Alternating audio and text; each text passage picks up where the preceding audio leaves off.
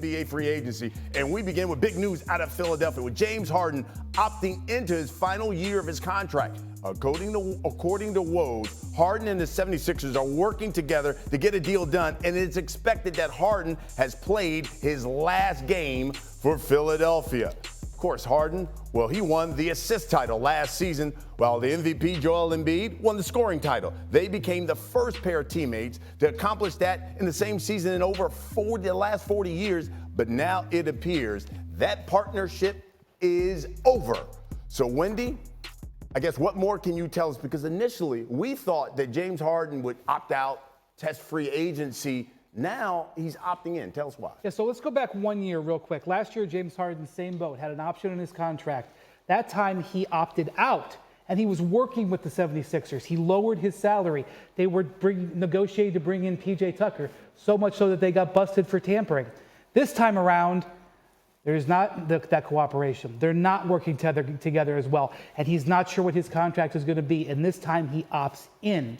It seems like opting in would mean you were going to stay. Yes. But in this case, it's the inverse. Because he didn't have a good feel of what the Sixers were going to offer him, unlike a year ago when they were in long-term talks, he was afraid of going out into the market. And we talked yesterday, Brian, there isn't a strong market for James Harden right now. And the Sixers were positioning themselves to try to force him into a disadvantageous position.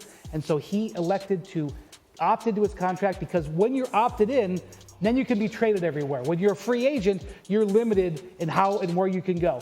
And so by yesterday morning, it was already getting out in the league that the LA Clippers were looking to see if James Harden might opt into that contract and become available. The ground was already shaking, and so that's where we are. The cooperation and the good feelings and the moving together between Daryl Morey and James Harden that was there a year ago is now opposite sides today. We have an adverse situation, and now the circus begins. The circus begins as Harden goes onto the trade market, and we have a situation where we're going to see effects down the line with other players. So it sounds like then all that talk maybe that we heard about Houston is simmered down, and now the Clippers. Well, that's the thing. So I think James always thought that there was a possibility he could go back to Houston.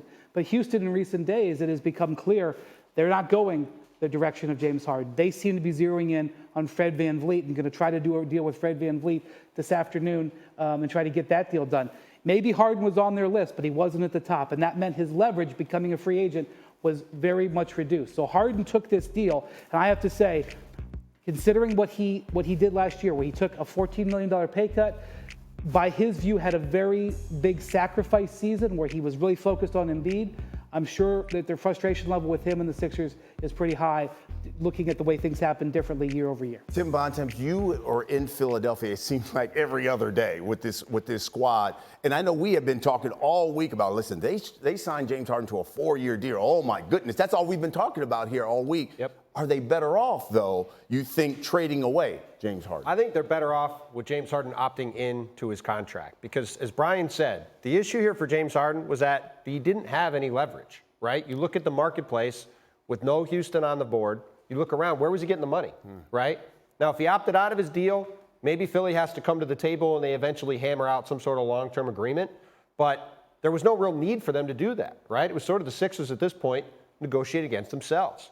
So now James Harden opts into his contract, and now there's options. And now for Philadelphia, maybe in the worst case scenario, you can't get a deal you like, and you say, all right, James, we're going to try to make this work for a year, see where things go, right? I don't think that's going to happen, but that's the worst case scenario. We've seen the disgruntled James Harden. We know how that goes. It's usually not great. But they have him under contract. They have the option to do that. But more importantly, Daryl Morey, one of the most creative general managers in the league, now has the ability to go out and try to get pieces to come back in a James Harden trade that either allows them to immediately get guys that help them or turn them into other stuff, right? And that kind of optionality is something they wouldn't have had if they had James Harden on a long-term deal. So we'll see what the outcome is. Yeah. It could end up being very bad. This is a bit of a high-wire act, right? Because when you've got Joel Embiid in his prime, you've got to be competing for championships right now. Right. And the safe move would have been, let's give James Harden something he's happy with, and we have a really good team that might be good enough, but probably isn't. Now, we'll see what the outcome is, but the Sixers, I do think, potentially have a higher ceiling by him opting into this deal because it gives them a lot more outs than they had if they just re-signed him. Nick Friedell? Mr. Custer, if you're the Sixers long term, you're feeling pretty good because you're not in the James Harden business for the next few years. Now, this year, we'll see. And this goes exactly to what Timmy B's saying. Maybe with the Sixers, they get better, but we don't know. We know what Harden is, especially at this point in his career. He's a really solid player who can help you win games in the regular season. He disappears at the end of playoff series. But everybody knows what type of player he can be in the past. Now the Sixers are sitting there going, maybe we'll see if we can get better. But for the long term, for Morey and that front office, they've got to be feeling good that they're not tying up $100+ million in James Harden, who at this stage of his career just is not the second star on a championship caliber team. Well, by the way, if the Sixers really believed he definitely was that guy, they would have stepped up and paid him, right? Like they did, because they didn't have to. They said, okay, like let's wait and see what the market looks like. But this to me is a real clear sign that Philly was going to do a deal on their terms, because they felt like if they didn't get a deal done with James Harden, they had other options they could get to where they want to go with having the team around Joel Embiid they need. And you're listening to that, it flies in the face of everything we've heard, because we've always heard that Daryl Morey and James Harden was like this, and he's always had a blank check, it seems like, for James Harden. If that's the case, then what's the trade market, you think, for James Harden? I do think Daryl Morey would like to have James Harden back. He just wanted him back on a contract that was beneficial to the team. And I think he was trying to force it, and James basically called the bluff, frankly, and opted into it. So now the Sixers have to decide, are they going to make a trade that is going to try to achieve what they want to achieve with this trade, or are they going to make a setup trade? And what I mean by that is, if they negotiate with the Clippers, or Adrian Wojnarowski mentioned the Knicks as a possibility, are they going to try to get pieces that they can use immediately on this team this year, or are they going to try to get pieces that they can ship off for another player down the line? All of a sudden, say you get a couple in a James Harden trade, then you got Tyrese Maxey, you got 3 first-round picks, maybe you get some expirings in a James Harden trade. All of a sudden, you're sitting there with a pretty interesting package for a star. And there's a certain star in Portland who was on a certain podcast. Yeah. Talked about, I know him very well. Been a lot of stuff coming up about him maybe being traded. So, you could start to draw a lot of lines. But again, it comes back to the Sixers, I think, have a lot more optionality with this than tying themselves to a deal they didn't feel comfortable clearly doing. You mentioned here Dame Lillard, because shortly after the James Harden news, Damian Lillard tweeted kind of a cryptic message here. And in that message it said, quote, "Survived too many storms to be bothered by raindrops." Wendy, if the Sixers lose Harden, you think they will target Damian Lillard? I think they would love to target Damian Lillard. The question is Dame Lillard going to ask for a trade?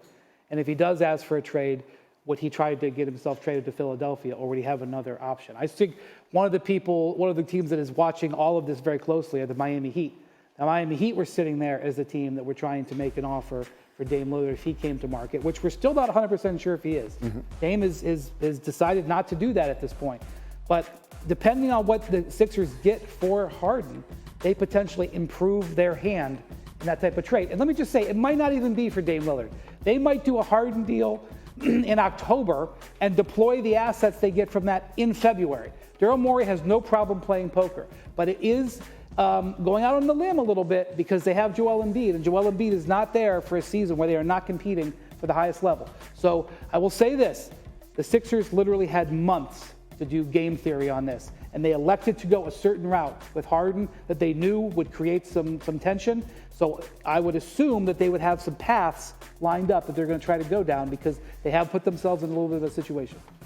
Pressure's on Daryl Morey, and I would assume if you're a Sixers fan, I mean, Dame Lillard in a Sixers uniform, you're thinking, oh boy, this could be delicious. It could be, and I think that, to Brian's point, this is a really high wire act that the Sixers are on, right? The safe path would have been, let's give James Harden a deal he's happy with, let's bring him back. We have him, Tyrese Maxey, and Joel Embiid, and we go forward with that, right? That was a team that ran into the Celtics, probably the worst matchup for them in the league, and they went 7 games.